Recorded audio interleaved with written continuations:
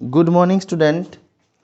जैसा कि हमने हमारी पिछली क्लास में आपको पढ़ाया था टेंसेस के बारे में, और टेंसेस में हमने प्रेजेंट इंडेफिनिट टेंस के बारे में डिस्कस किया था। वो बहुत छोटी क्लास थी, लगभग 15 मिनट की क्लास थी, और 15 मिनट में वो हम टॉपिक कवर नहीं कर पाए जितने हम कवर करना चाहते हैं। और अभी जैसे कि एग्ज़ाम डेट आ गई है, जो बोर्ड क्लासेज हैं या नॉन बोर्ड क्लासेज हैं, 6 to 8 और 9 और 11th एंड 10th +2 की तो पहले ही आ चुकी थी। और उस चीज़ को ध्यान में रखते हुए हम थोड़ा जल्दी चीज़ों को कवर करने की कोशिश करेंगे, और वो टॉपिक कवर करने की कोशिश करेंगे जो बोर्ड की क्लासेस की जो ग्रामर में कवर हो रहे हैं, 10th और +2 में कवर हो रहे हैं। उनमें से एक टॉपिक हमने शुरू किया था टेंस। उसमें टेंस में हमने प्रेजेंट इंडेफिनिट करवा दिया था। थोड़ा 15 मिनट की क्लास थी, वो थोड़ी छोटी थी अप्रोक्सीमेटली, और उसमें इतनी चीज़ें कवर नहीं हुई थी जितनी होनी चाहिए। अब आज कोशिश करेंगे कि हम प्रेजेंट टेंस को बिल्कुल कवर करें पूरा, चाहे तो उसमें इंडेफिनिट है दोबारा से, चाहे तो उसमें कॉन्टिन्यूस है या परफेक्ट और परफेक्ट कॉन्टिन्यूस है। वंस अगेन आइए उसी क्लास में हम कंटिन्यू करते हैं। ऐसे लगता है जैसे कि उसी क्लास से हम लगातार पढ़ रहे हैं, ऐसे हम चीज़ों को शुरू करेंगे। राइट, तो दोबारा से हम लिखते हैं, ये आपके सामने है वर्ड टेंस। टेंस मीन्स हम एक बार फिर आप बता रहे हैं कि टेंस मीन्स होता है काल, समय या किसी कार्य के होने का बोध कराता है कि एक पर्टिकुलर टाइम में, एक पर्टिकुलर समय में कौन सा कार्य हुआ है, चल रहा है, पूरा हुआ है या लगातार अभी, उसके बारे में कह नहीं सकते कि कब खत्म होगा, कब शुरू हुआ था, जिसको मायना कि हम कहते हैं कि indefinite tense.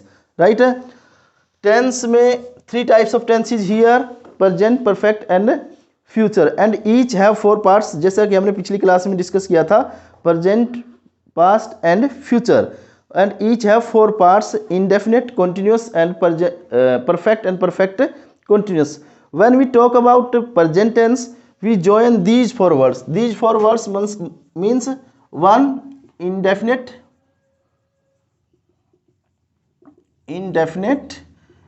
2 continuous, 3 perfect, 4 perfect continuous.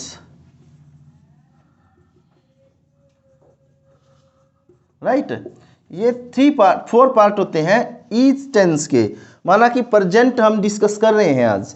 अब प्रेजेंट के साथ हम ये 4 वर्ड जोड़ते हैं, present indefinite, present continuous, present perfect and present perfect continuous.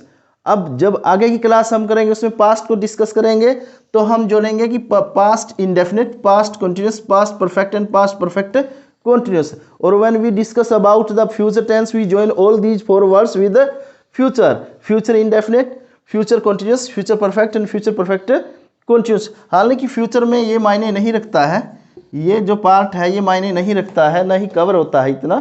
तो ये 3 वर्ड्स हम फ्यूचर में कवर करेंगे जब हम क्लास करेंगे।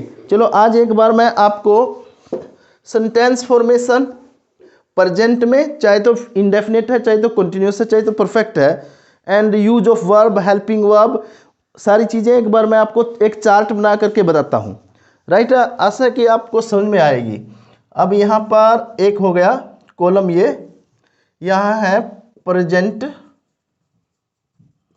टेंस, प्रेजेंट टेंस हो गया। यहाँ पर हम फिर एक कॉलम बनाते हैं यहाँ तक। इसमें एक में कवर हो गया है इंडेफिनिट,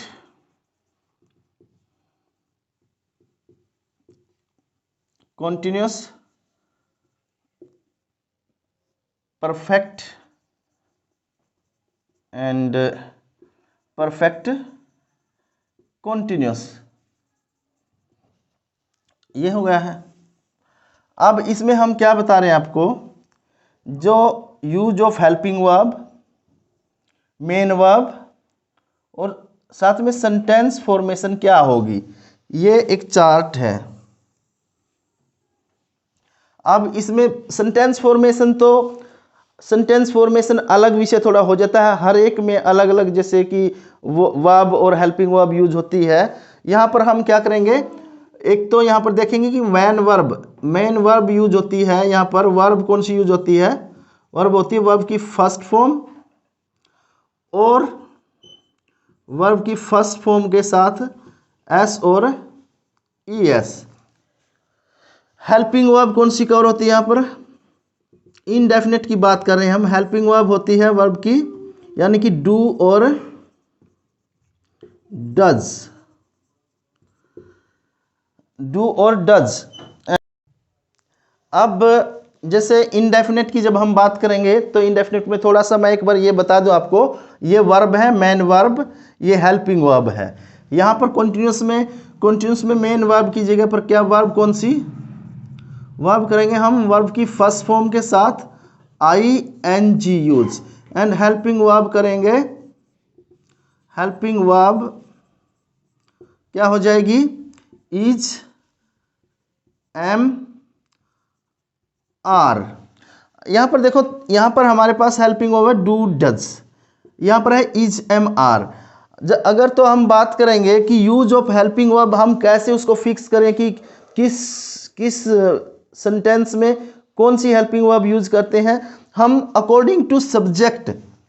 हमारे पास जो सेंटेंस में सब्जेक्ट होता है उसके अकॉर्डिंग हेल्पिंग वर्ब यूज होती है। जैसे अगर तो सिंगुलर सब्जेक्ट है तो सिंगुलर हेल्पिंग वर्ब, प्लूरल है तो plural helping verb, and persons also, यानी कि पर्सनल प्रोनाउन में आप देखते हैं फर्स्ट पर्सन में कौन सी हेल्पिंग वर्ब लगेगी, अलग लगेगी, माना कि ये।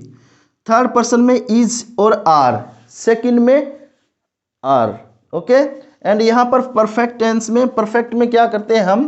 परफेक्ट में करते हैं हम वर्ब की थर्ड फॉर्म का यूज। वर्ब कौन सी यूज करेंगे? Third form of verb. और हेल्पिंग वर्ब यूज करेंगे हैज, हैव। ये भी जैसे हैज हैव है हमारे पास, ये भी अकॉर्डिंग टू सब्जेक्ट फिक्स की जाएंगे या निर्धारित की जाएंगी, माना कि यूज की जाएंगी। जैसे तो सिंगुलर है तो ये हैज लगेगा, अगर प्लूरल सब्जेक्ट है तो हैव लगेगा, okay. And perfect continuous, perfect continuous में हम मेन वर्ब यूज करते हैं। मेन वर्ब कौन सी यूज करते हैं हम परफेक्ट? आप बताएंगे? नहीं बताएंगे, आप नहीं बताएंगे। परफेक्ट कॉन्टिन्यूस में वर्ब की फर्स्ट फॉर्म के साथ ing, वर्ब की फर्स्ट फॉर्म के साथ ing यूज।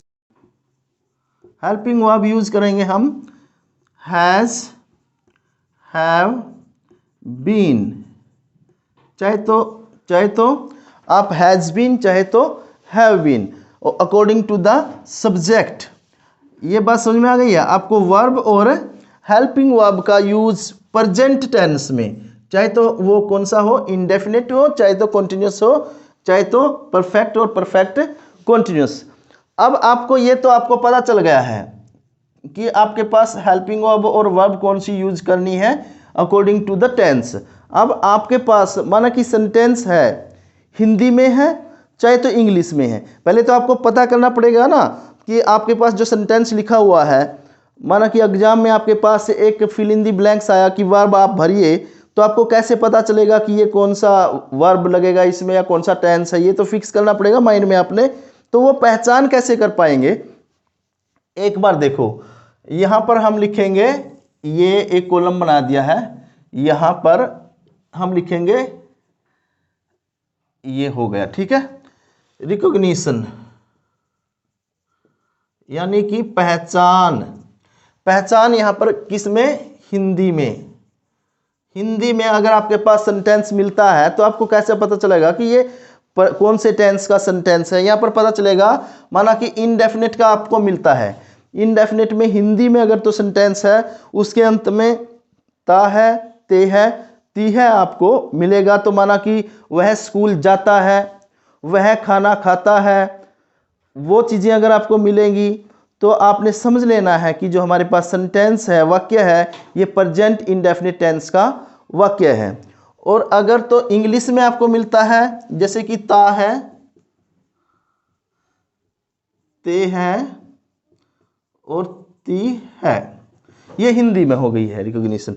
अगर आप इंग्लिश में देखेंगे तो इंग्लिश में यहां पर होगी इन इंग्लिश, यहां पर क्या है? रिकॉग्निशन, यानी कि पहचान। पहचान, सेंटेंस की पहचान कैसे करेंगे? आप ये पहचान करेंगे माना कि कोई भी वर्क जिसके बारे में अनिश्चितता है, जैसे कि नाम जो इसका है इनडेफिनिट, इनडेफिनिट मतलब अनिश्चितता, कोई काम हो रहा है लेकिन आपको ये नहीं पता ये कब शुरू हुआ था कब खत्म हुआ था, उनके एंडिंग पॉइंट और स्टार्टिंग पॉइंट के बारे में आप, उसकी प्रोग्रेस के बारे में आप कुछ बता नहीं रहे हैं, इनडेफिनिटी है। अब मैं एक एग्जांपल दिया मैंने, जैसे बलवान गोज टू ऑफिस, बलवान ऑफिस जाता है। एक एग्जांपल देखो, बलवान गोज टू ऑफिस जाता है, ये मेरे पास एक सेंटेंस है। इसका मतलब हुआ कि बलवान ऑफिस जाता है, और ये किस टेंस का है, इनडेफिनिट का, प्रेजेंट इनडेफिनिट का वाक्य है। अब हम उसके बारे में कुछ कह नहीं सकते कि बलवान कब से ऑफिस जाता है, कब तक ऑफिस जाएगा, या कब कब ऑफिस गया है। हमें पता है इनडेफिनिट है ये चीज़ें, कि हमें पता चला कि वो जाता है, कब जाता है, रोज जाता है या बीच बीच में छोड़ करके जाता है, ये कह नहीं सकते ना। तो ये चीज़ें इसलिए इनडेफिनिटी है इसमें, और आगे बताएंगे आपको इनके बारे में और चीज़ें भी। अब आ जाइए यहाँ, जब तो जैसे हैबिचुअल वर्क होता है ना, हैबिचुअल वर्क और रूटीन वर्क, आप कुछ भी कह सकते हैं। अगर आपको मिलता है, जहाँ पर आपको ये चीज़ें मिलती हैं, तो आपने समझ लेना है कि जो सेंटेंस आपके सामने वो प्रेजेंट इंडेफिनिट टेंस का सेंटेंस है। समझ में आ रहा है ना? Yes, okay. अब हम थोड़ा सा इससे आगे बढ़ते हैं, कॉन्टिन्यूस की तरफ जाते हैं। कॉन्टिन्यूस में अपने आप ही आपको, जैसे ये जो ऊपर नाम है ना टेंसेस के, ये आपको बता रहे हैं स्टेट क्या है काम करने की, क्या पोजीशन है काम करने की। माना कि इंडेफिनिट में आपको बताया कि इंडेफिनिटी जहां पर है, and when we discuss about the continuous where we find continuity in the work, क्या कॉन्टिन्यूटी, प्रोग्रेसिव वर्क जब होता है, कब होता है, प्रेजेंट में। आप जो हाल फिलहाल का समय है उसमें अगर तो प्रोग्रेसिव वर्क है, तो आपने समझ लेना कि कौन सा टेंस है, वो प्रेजेंट कॉन्टिन्यूस टेंस है। जब हिंदी में हमें कोई सेंटेंस मिलता है, तो हमें पता करना है कि ये कौन से टेंस का सेंटेंस है, तो हम देखेंगे कि उस सेंटेंस के अंत में रहा है, रहे हैं, रही है। अगर तो रहा है, रहे हैं और रही है, अगर तो मिलता है, आपने क्या कर लेना है, समझ लेना कि प्रेजेंट कंटिन्यूअस टेंस का सेंटेंस है। और इंग्लिश में आप कैसे पहचान करेंगे, आपको उसके अंदर प्रोग्रेसिव क्या मिलेगी, एक तो वर्क में कंटिन्यूटी एंड और क्या मिलेगा, अगर तो हम नियर फ्यूचर की भी कई बार बात कर लेते हैं, नियर फ्यूचर, जैसे नियर फ्यूचर में थोड़ा अटपटा लगेगा आपको, लेकिन ये बात संभव है, अकॉर्डिंगली बात मैं बता रहा हूँ आपको। एक जैसे आम बोलचाल की भाषा में कहते हैं, मैं कल चंडीगढ़ जाऊँगा। आप और हम बैठे हैं, मैंने बोला कि मैं कल चंडीगढ़ जाऊँगा, ये हो गया फ्यूचर इनडेफिनिट। फ्यूचर इनडेफिनिट हो गया ना, कि I will go Chandigarh tomorrow, मैं कल चंडीगढ़ जाऊँगा। एंड दूसरा मैं एक और बात करता हूँ, मैं आपस में बोलते बोलते कि यार मैं कल चंडीगढ़ जा रहा हूँ, ऐसे ही बोल देता हूँ ना। कल की अगर बात करता हूँ, कल मैं चंडीगढ़ जा रहा हूँ, I am going to Chandigarh tomorrow, ये भी मैं बोल देता हूँ, तो ये गलत नहीं है, राइट है। जब हम नियर फ्यूचर की बात करते हैं, तो आपने ये समझ लेना है, और according to the verb and helping verb आप पहचान कर सकते हैं। यहाँ पर परफेक्ट में अपने आप ही आपको पता चल जाता है कि जिस वर्क में आपको परफेक्शन का पता, परफेक्शन मतलब completeness, when you find an action and work where you know about the completeness or perfection of the work, आपको कोई काम पता चलता है और प्रेजेंट में है, वो काम कहाँ है, प्रेजेंट में, और आपको पता चल जाता है कि ये कब कंप्लीट हुआ है, तो आपने समझ लेना है कि काम क्या है, प्रेजेंट परफेक्ट टेंस में है। और आपने जब हिंदी में कोई सेंटेंस मिलता है, हिंदी में कोई ये पीछे बैठा जो आंखें बंद नहीं, ध्यान से देखो, नहीं, जब आप क्लास में बैठे हैं, देखो मैं एक बात और मैं थोड़ा बताता हूँ, जब आप क्लास में बैठे होते हैं तो ये जो टीचिंग लर्निंग प्रोसेस होता है ना, इसके 2 एस्पेक्ट होते हैं। अकेला टीचर, जैसे कि teaching learning process is the 2 aspect of the same coin. माना कि एक सिक्के के 2 पहलू होते हैं ना, एक सन होता है, एक साइड हेड होता है। एक सिक्के का उसको घिसा दो आप तो क्या हो जाएगा, एक साइड उसकी चमकदार रहेगी और एक साइड घिस जाएगी। आप बाजार में लेकर के जाओगे, क्या चलेगा वो सिक्का? कतई नहीं चलेगा। ऐसे ही टीचिंग लर्निंग प्रोसेस है। आप लर्नर हैं, मैं टीचर हूँ। अगर तो मैं पूरी मेहनत करवा रहा हूँ, लगन से मेहनत करवा रहा हूँ, और आप मेहनत नहीं कर रहे हैं, तो वो टीचिंग लर्निंग प्रोसेस भी उस सिक्के की भांति नहीं चलेगा। यानी कि दोनों 2 साइडेड प्रोसेस है ये। आप भी अटेंशन रखिए इधर। आपकी नज़र कहाँ होनी चाहिए? बोर्ड के ऊपर होनी चाहिए। आपके कान कहाँ होने चाहिए? टीचर की आवाज़ की साइड, वो सुनना आपने ध्यान से।